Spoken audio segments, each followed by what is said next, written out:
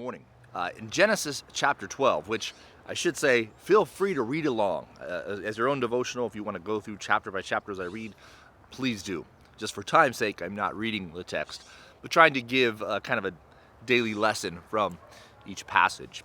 But we see in chapter 12, Abraham leaving Egypt with his nephew Lot, and they have much resources, so much so that Abraham's herders and his nephew's herders, as they herd sheep, are beginning to quarrel, right? And they're fighting, hey, get off my land, or get off my area, that's my sheep, no, that's my sheep. And Abraham says, hey, why should we have enmity, right? Why should we have strife and beef between us?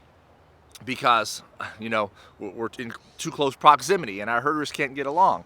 It's best if we separate and both go our own ways. But to show him that this is done of goodwill, says, you pick which way you want to go. If you go right, I'll go left. If you go left, I'll go right. You choose the land. Now Lot picks the land based off of looks. He looks and sees this area over here. It's plush. It looks like the Garden of Eden, basically, he says. Right? So he's picking where to live based on its natural beauty. Sounds a lot like us.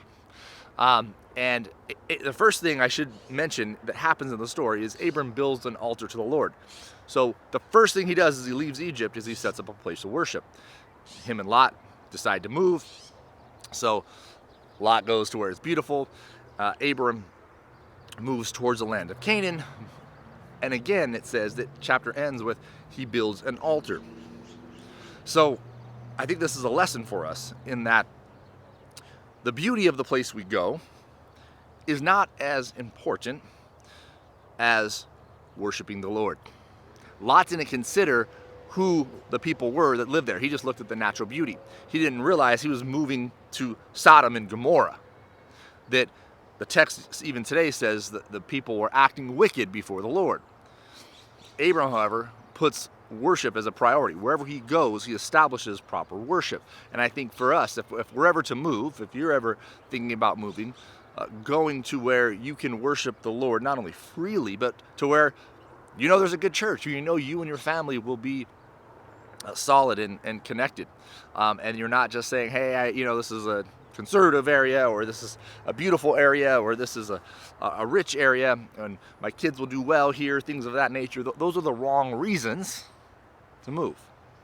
Now, we could move and thrive anywhere in one sense, but there's a priority that must take place. Abram, he sets a priority whenever he moves, right? He moves out of Egypt, sets up an altar to worship the Lord. Moves from there to another place, sets up an altar to worship the Lord. So it's setting a precedent before us that this is what's important. This is the thing we're to look for first and foremost. And so many times, I know you probably know those as I share as well, that people move wanting a better life, and then they get divorced, or then their kids walk away from the Lord, or they just find themselves in a place of that the grass wasn't greener on the other side.